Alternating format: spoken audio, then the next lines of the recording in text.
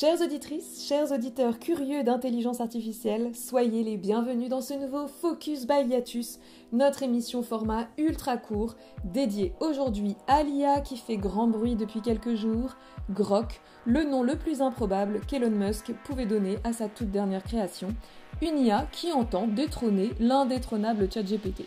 Alors, pour découvrir ce que Grok a dans le ventre, Gilles Guéraz, mon complice de toujours et expert en intelligence artificielle, a mené sa petite enquête et va, j'en suis sûre, nous livrer ses résultats avec finesse et humour. Alors c'est parti, notre exploration commence maintenant. Intelligence artificielle. Générative.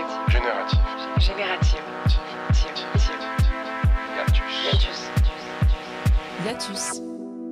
Salut Gilles. Salut Laura, ça va? Ouais, mais bon, pas le temps de papoter, tu le sais, dans les focus, c'est straight to the point. Right. Mais bon, quand même, la question à la con qui me brûle les lèvres, qu'est-ce que c'est que ce nom à la con qui ressemble à un mauvais héros ou à un cri de cochon? C'est Grok. Je suis pas sûre que les services marketing valident, hein. Écoute, bah si, ça a été validé. Alors en fait, ça fait référence à de la science-fiction. C'est donc tiré d'un roman qui s'appelle Stranger in a Strange Land de Robert A. Heinlein. Et le nom de Grok est présenté comme tiré de la langue des Martiens. Voilà. Très bien, très bien. Sacré Elon. Alors, si j'ai bien compris, Grok est comme son créateur, bourré d'humour et un poil rebelle. C'est vrai ça? Écoute, oui, c'est ce qui fait un peu les caractéristiques de Grok telles qu'il nous a été présenté, puisque alors tout ce qu'on dit est à prendre au conditionnel, puisque Grok n'est pas encore déployé de manière officielle. Il y a une version pré-bêta qui n'est accessible qu'à une poignée d'utilisateurs aux US, qui ont tous un compte Premium X, voilà d'ailleurs, D'accord. anciennement Twitter, et dont on dit qu'il aurait une personnalité facétieuse et qui serait capable de répondre à n'importe quel type de questions, et celles auxquelles les autres chatbots ne répondent pas. Ok, alors, hormis le fait que c'est un petit marrant, est-ce que Grok est performant? Alors, j'imagine que si tu ne peux pas le tester, d'autres ont peut-être pu faire des retours, ces fameux privilégiés là qui ont accès à leur compte premium. Est-ce qu'il y a eu des retours autres que celui d'Elon Musk sur Grok?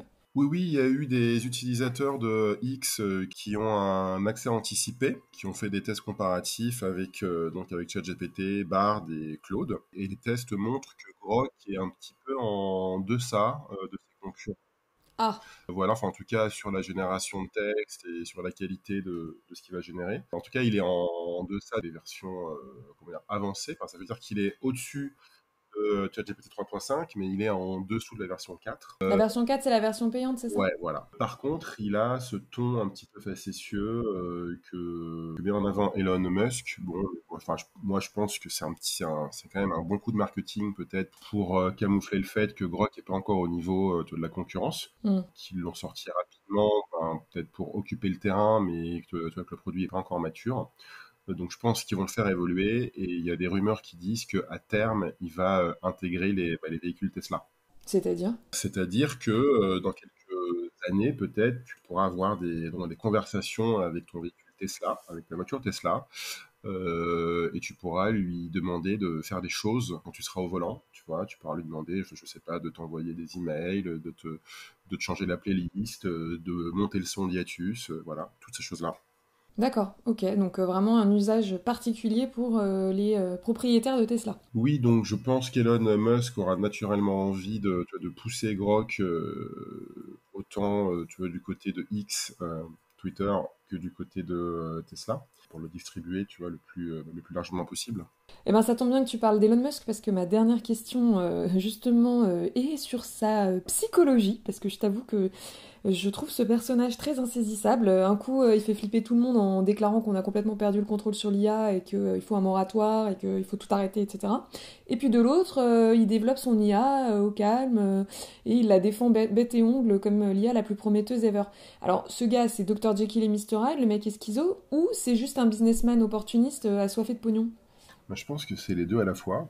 Ouais, Je sais pas si tu as eu l'occasion de lire sa dernière bio, que je n'ai pas lue. not yet. Voilà, c'est une biographie non autorisée, mais qui décrit le personnage comme quelqu'un ouais, avec deux visages différents et avec une sorte de mode un petit peu tu vois, diabolique, tu vois, où il peut virer des gens en 10 secondes en live pendant la visio.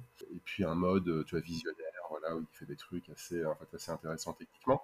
Mais je pense que pour l'IA générative, oui, je pense qu'il a clairement voulu essayer de contrôler un petit peu le rythme de la course, puisque je pense que c'est vraiment une course que se jouent les Google, les Microsoft, les Amazon, OpenAI, en fait, et compagnie.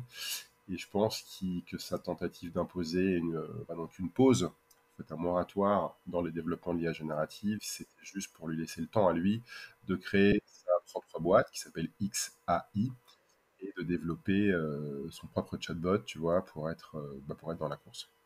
C'est vraiment des coquins. Bon, alors, c'est déjà la fin de cette édition de Focus by Yatus.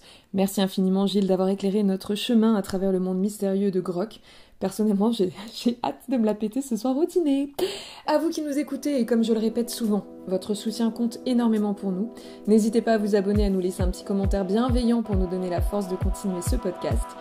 Et surtout, restez à l'écoute car de nouvelles aventures nous attendent. Donc, à très bientôt pour de nouvelles explorations qui, elles, n'ont rien d'artificiel. Salut, salut! Ciao, ciao! Yatus!